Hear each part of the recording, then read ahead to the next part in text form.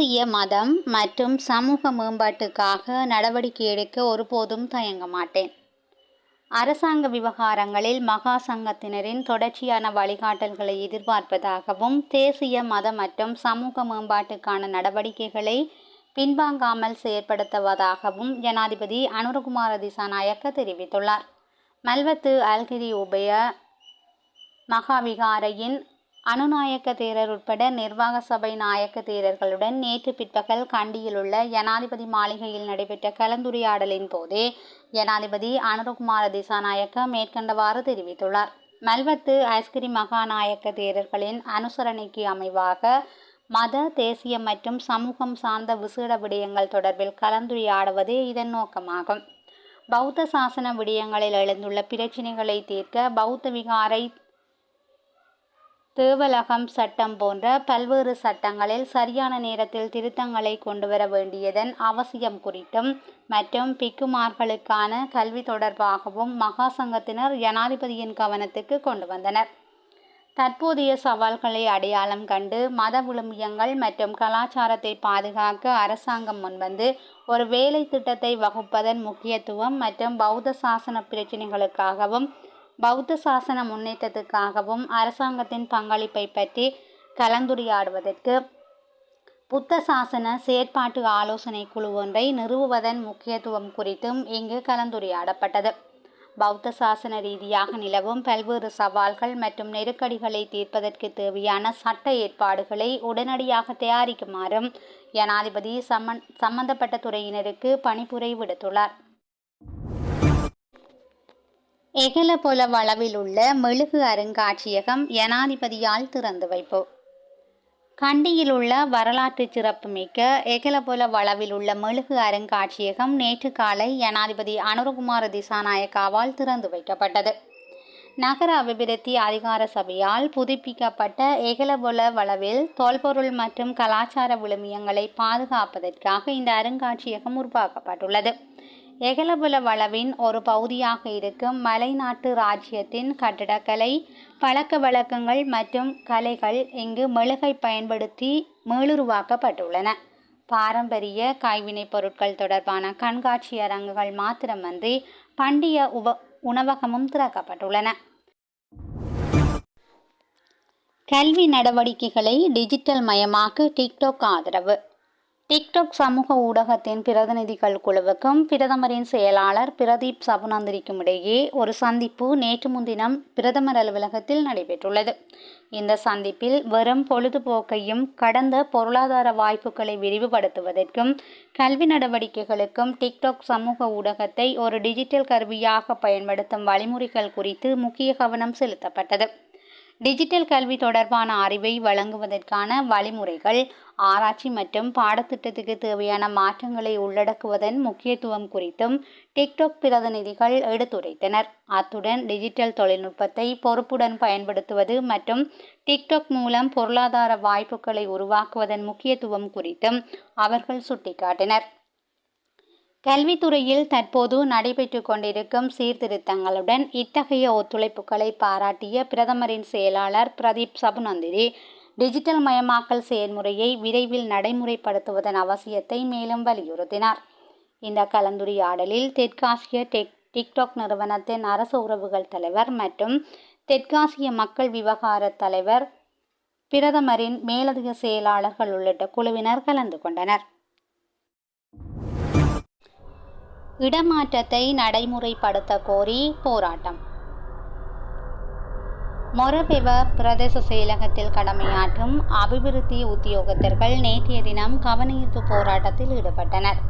திருகோணமலை மொரவெவ பிரதேச செயலகத்தில் நேற்று பிரதேச ஒருங்கிணைப்பு குழு கூட்டம் நடைபெற்ற இந்த நேரத்தில் மாவட்ட செயலகத்தால் நிறுவப்பட்ட இடமாற்றத்தை நடைமுறைப்படுத்த வேண்டும் என கோரிக்கையை முன்வைத்து பிரதேச செயலகத்தின் பிரதான நுழைவாயிலை மூடி இவர்கள் கவனஈர்ப்பு போராட்டத்தில் ஈடுபட்டனர். பல வருட காலமாக மொரவெவ பிரதேச செயலாளர் பிரிவில் இடமாற்றம் கிடைக்காமல் பலர் இருக்கின்ற போது சிலர் நகர்ப்பகுதிகளில் வேலை செய்ய வேண்டும் என்பதற்காக இந்த இடமாற்றத்தினை நிறுத்தியுள்ளதாகவும், எனவே முறையான இடமாற்றத்தை நடைமுறைப்படுத்த கோரி போராட்டத்தில் ஈடுபட்டனர். இதன்போது என்பிபி அரசே இடமாற்றத்தில் இடம்பெறும் பாரபட்சங்களை நிறுத்தி நியாயமான வருடாந்த இடமாற்றத்தை நடைமுறைப்படுத்த இடமாற்றத்தின் தொழிற்சங்கத்தின் ஒருதலைப்பட்ச தலையீட்டை நிறுத்து போன்ற வசனங்கள் அடங்கிய பதாகைகளை ஏந்தியவாறு போராட்டத்தில் ஈடுபட்டனர். இதன்போது குறித்த பிரதேச ஒருங்கிணைப்பு குழு கூட்டத்துக்கு வருகை தந்த தேசிய மக்கள் சக்தி பாராளுமன்ற உறுப்பினர் ரொசான் அக்மீன் உட்பட அதிகாரிகள் உள்ளே செல்ல விடாமல் தடுத்து தமக்கு நியாயமான தீர்வை பெற்றுத்தருமாறும் கோரிக்கை விடுத்தனர். இந்த நிலையில் பிரதேச அபிவிருத்தி குழு கூட்டத்தை நடாத்துவதற்கு இடமளிக்குமாறும் தங்களுடைய கோரிக்கைக்கு சிறந்த தீர்வினை பெற்றுத் தருவதாகவும் இது தொடர்பாக அரசாங்க அதிபருடன் கலந்துரையாடுவதாகவும் பாராளுமன்ற உறுப்பினர் கூறியதை அடுத்து ஆர்ப்பாட்டத்தில் ஈடுபட்டவர்கள் கலைந்து சென்றனர். அத்துடன் நேற்றைய தினம் அமெரிக்காவுக்கு அழுத்தம் கொடுக்கும் ரணில்.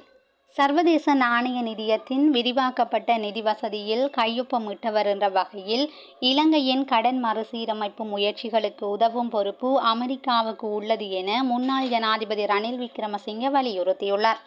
அமெரிக்கா இப்போது இலங்கை வரி விடயத்தில் உதவ வேண்டுமென்ற அடிப்படையிலேயே அவரின் இந்த கருத்து வெளியாகியுள்ளது.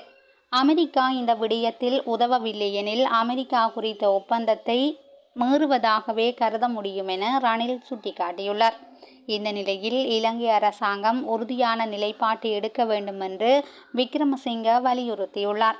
கடன் மறுசீரமைப்பு விடயத்தில் அமெரிக்கா இலங்கைக்கு உதவவில்லை என்றால் சர்வதேச நாணய நிதியம் மற்றும் பங்குதாரர்களிடம் அமெரிக்காவுக்கு சென்று பணத்தை வசூலிக்குமாறு கூற வேண்டும் என ரணில் சுட்டிக்காட்டியுள்ளார். வியட்நாமின் தொழில்துறை அமைச்சர் அந்நிய செலாவணி உத்திகள் குறித்து இலங்கையிடம் முன்னர் ஆலோசனை கேட்டதை அவர் இப்போது நினைவு கூறியுள்ளார். இன்று வியட்நாம் முன்னணியில் உள்ளது. கம்போடியாவும் பங்களாதேஷும் முன்னேறி வருகின்றன. எனினும் இலங்கை தொடர்ந்தும் பிரச்சினைகளை எதிர்கொண்டு வருகின்றது என்று முன்னாள் ஜனாதிபதி ரணில் விக்ரமசிங்கே குறிப்பிட்டுள்ளார். ஐரோப்பிய ஒன்றிய அதிகாரியாக ஆள்மாறாட்டம். ஐரோப்பிய ஒன்றிய அதிகாரியாக ஆள்மாறாட்டம் செய்யும் ஒருவர் குறித்து ஐரோப்பிய ஒன்றியம் எச்சரிக்கையை விடுத்துள்ளது. மானியங்கள் மற்றும் நிதி உதவிகளை வழங்குவதாக கூறி அவர் மோசடியில் ஈடுபட்டுள்ளதாக ஐரோப்பிய ஒன்றியம் தெரிவித்துள்ளது. இது தொடர்பில் ஐரோப்பிய ஒன்றியம் வெளியிட்டுள்ள அதிகாரப்பூர்வ அறிவிப்பில் சம்பந்தப்பட்டவர் இளம் தொழில் முனைவோரை அணுகி ஐரோப்பிய ஒன்றிய மானியங்கள் அல்லது நிதி வாய்ப்புகளை வழங்குவதாக கூறி வருவதாக தெரிவிக்கப்பட்டுள்ளது. அத்துடன் தவறான வாக்குறுதிகளின் அடிப்படையில் பணம் செலுத்துமாறு அவர்களை குறித்த மோசடி செய்பவர் கோரியுள்ளதாகவும் கூறப்படுகிறது. இந்த நிலையில் இது ஒரு மோசடி என்று குறிப்பிட்டுள்ள ஐரோப்பிய ஒன்றியம் அனைத்து ஐரோப்பிய ஒன்றிய மானியங்களும் ஒப்பந்தங்களும் திட்டங்களின் சமர்ப்பிப்பு மற்றும் மதிப்பீடு உள்ளிட்ட அதிகாரப்பூர்வ தேர்வு நடைமுறைகளின் மூலம் மாத்திரமே கண்டிப்பாக வழங்கப்படுகின்றன என்பதை வலியுறுத்தியுள்ளது. நிதி உதவியை எளிதாக்க மூன்றாம் தரப்பு முகவர்களை ஈடுபடுத்துவதில்லை என்றும் மானிய விண்ணப்பங்கள் அல்லது கொள்முதல் கேள்வி பத்திரங்களை செயலாக்குவதற்கு தனியாட்கள் அல்லது அமைப்புகளிடமிருந்து பணம் கோருவதில்லை என்றும் ஐரோப்பிய ஒன்றியம் சுட்டிக்காட்டியுள்ளது. இந்த நிலையில் பொதுமக்கள் இந்த விடயத்தில் விழிப்பாக செயற்படுமாறு ஐரோப்பிய ஒன்றியம் கோரியுள்ளது. சுற்றுலா பயணியை பாலியல் வன்கொடுமை செய்த பௌத்த துறவி. காலி கபராதுவ விகாரையொன்றில் வெளிநாட்டு சுற்றுலா பயணியை பாலியல் வன்கொடுமை செய்த குற்றச்சாட்டில் 81 வயதான பௌத்த துறவியொருவர் கைது செய்யப்பட்டுள்ளார். தலைமை மதகுருவாக பணியாற்றும் இந்த துறவி 41 வயதான நியூசிலாந்து நாட்டவருக்கு உணவு மற்றும் பானங்களை வழங்கிய நிலையில் பாலியல் வன்கொடுமைக்கு உட்படுத்தியதாக குற்றம் சாட்டப்பட்டுள்ளது. இந்த நிலையில் குறித்த சுற்றுலா பயணி இந்த சம்பவம் தொடர்பில் உணவட்டுவ சுற்றுலா காவல்துறையிடம் முறையிட்டதை அடுத்து பௌத்த துறவி கைது செய்யப்பட்டார். அமெரிக்காவிலிருந்து இலங்கைக்கு கிடைத்த சலுகை. இலங்கையின் 70 முதல் 80% வரையான ஏற்றுமதிகளை வரிகள் இல்லாமல் தமது சந்தைக்குள் அனுமதிக்க அமெரிக்கா முன்வந்துள்ளதாக அரசாங்கம் தெரிவித்துள்ளது. பொருளாதார அபிவிருத்திக்கான இணையமைச்சர் அனில் ஜெயந்த பெர்னாண்டோ இதனை தெரிவித்துள்ளார். 2 நாடுகளுக்கும் இடையே நடந்து வரும் வர்த்தக பேச்சுவார்த்தைகளின் போதே இந்த சலுகை கிடைத்துள்ளதாக அவர் குறிப்பிட்டுள்ளார். இந்த பொருட்களில் ஆடைகள் மற்றும் விவசாயத்துறை தொடர்பான 42 பொருட்களும் அடங்கியுள்ளதாக அமைச்சர் குறிப்பிட்டுள்ளார். இந்த நிலையில் விவாதங்கள் இன்னும் நடந்து கொண்டிருப்பதால் மேலும் விடயங்களை பகிரங்கமாக வெளியிட முடியாது என்றும் பிரதி அமைச்சர் குறிப்பிட்டுள்ளார். வயலுக்குள் கவிழ்ந்த பேருந்து.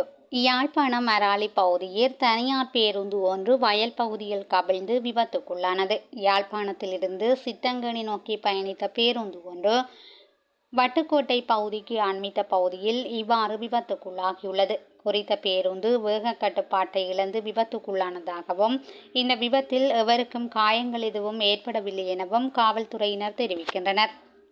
சம்பவம் தொடர்பாக மேலதிக விசாரணைகளை வட்டுக்கோட்டை காவல்துறையினர் மேற்கொண்டு வருகின்றனர். 16-17 வயதுடையவர்களுக்கு வாக்குரிமை. பிரித்தானியாவில் நடைபெறவுள்ள தேர்தல்களிலும் 16 மற்றும் 17 வயதுடைய இளைஞர்களுக்கு வாக்களிக்கும் உரிமையை வழங்க திட்டமிட்டுள்ளதாக பிரித்தானிய அரசாங்கம் அறிவித்துள்ளது. பிரித்தானியாவில் வாக்காளர்களின் எண்ணிக்கை ஒவ்வொரு தேர்தல்களிலும் குறைந்து வருவதை அடுத்தே இந்த முனைப்பு மேற்கொள்ளப்படுவதாக பிரித்தானிய அரசாங்கம் குறிப்பிட்டுள்ளது. இது நாட்டின் ஜனநாயக அமைப்பை பெரிய அளவில் மாற்றும் என எதிர்பார்ப்பதாக பிரித்தானிய அரசாங்கம் தெரிவித்துள்ளது.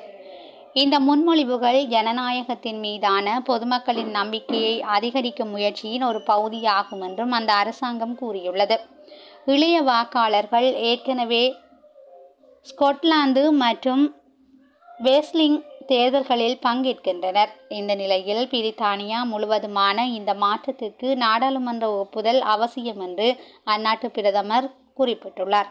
இதேவேளை உத்தியோகபூர்வ தரவுகளின்படி பிரித்தானியாவில் 16 மற்றும் 17 வயதுடையவர்கள் சுமார் 1.6 மில்லியன் பேர் உள்ளனர் என்று குறிப்பிடப்பட்டுள்ளது. செய்திகளை உடனுக்குடன் தெரிந்து கொள்ள SL தமிழ் வலையொலி பக்கத்துடன் இணைந்திருங்கள். நன்றி, வணக்கம்.